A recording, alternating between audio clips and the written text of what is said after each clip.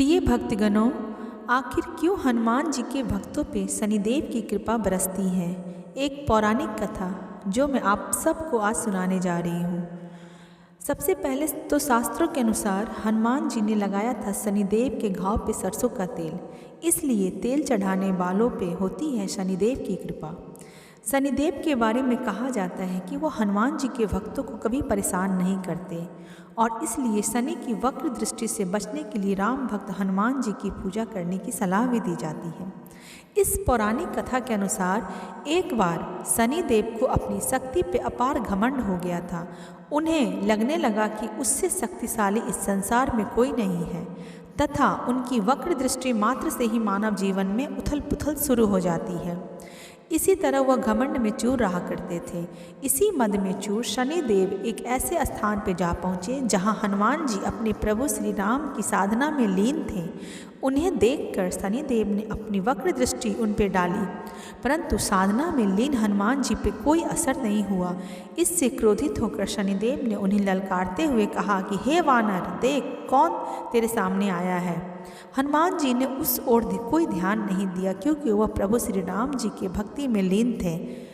शनिदेव ने कई बार प्रयास किए मगर साधना में लीन हनुमान जी विचलित नहीं हुए।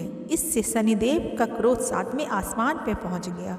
गुस्से में आकर शनिदेव ने एक बार फिर प्रयास किया और कहा, हे वानर, आंखें खोल, मैं शनिदेव हूँ। मैं तुम्हारी सुख शांति नष्ट कर दूंगा। इस संसार में कोई ऐसा प्राणी नहीं है जो मेरा सामना कर सके। शनिदेव को विश्वास था कि हनुमान जी भयभीत हो जाएंगे और उनसे क्षमा मांगेंगे, परंतु ऐसा कुछ नहीं हुआ। बहुत समय उपरांत हनुमान जी ने बहुत ही सहजता से भाव से पूछा, महाराज आप कौन हैं? यह सुनकर शनिदेव का क्रोध तो और भी बढ़ गया और वह बोले, मैं तुम्हारी राशि में प्रवेश करने जा रहा हूँ, तब पता चलेगा मैं कौन हूँ। हनुमान जी ने कहा, आप कहीं और जाएं, मेरे प्रभु का सिमरन में कोई बाधा ना डालें। शनिदेव को यह बात पसंद नहीं आई और वह ध्यान लगाने जा रहे हनुमान जी की भुजा पकड़कर उन्हें अपनी ओर खींचने लगे। हनुमान जी को लगा जैसे उनकी भुजा में किसी ने दहकते अंगारों को रख दिया है।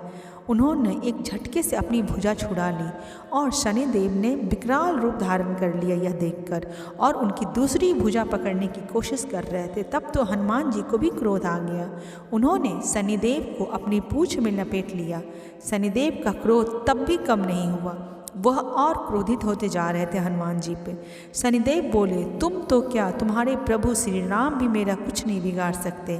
पर हनुमान जी ने पूंछ में लिपटे शनिदेव को पहाड़ों और वृक्षों पे जोर जोर से पटकना शुरू कर दिया और रगड़ना शुरू कर दिया।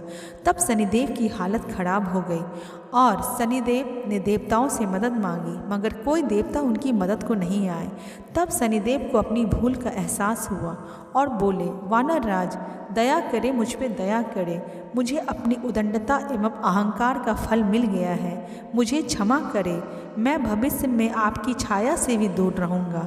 तब हनुमान जी बोले, मेरी छाया ही नहीं, मेरे भक्तों की छाया से भी दूर रहिए आप। शनिदेव ने हनुमान जी को यह वचन दिया।